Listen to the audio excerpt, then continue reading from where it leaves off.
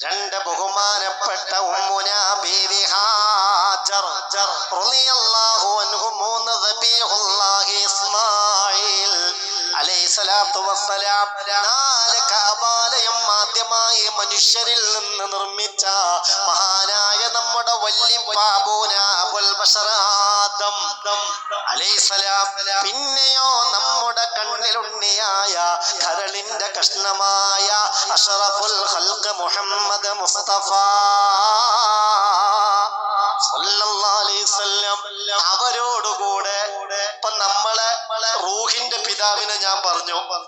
റൂഹിന്റെ പിതാവ് മുഹമ്മദ് നബി, നമ്മുടെ ജസദിന്റെ വല്ലിപ്പ ആദം നബി.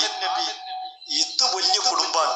ആ കുടുംബത്തിലേക്ക് ചേർത്ത് നമ്മുടെ മാതാപിതാക്കൾ മരിച്ചെങ്കിൽ അവരെയും കൂടെ ഉൾപ്പെടുത്തി അവരുടെയൊക്കെ പേരിലായി ഇൻഷാ അല്ലാഹ് അറഫാ ദിവസാകുമ്പോഴത്തേക്ക് ഒരു ഖത്മൊന്ന് ഓതി തീർക്കാൻ നിങ്ങൾ പറ, ഒന്ന് നിയ്യത്ത് ചെയ്താലോ?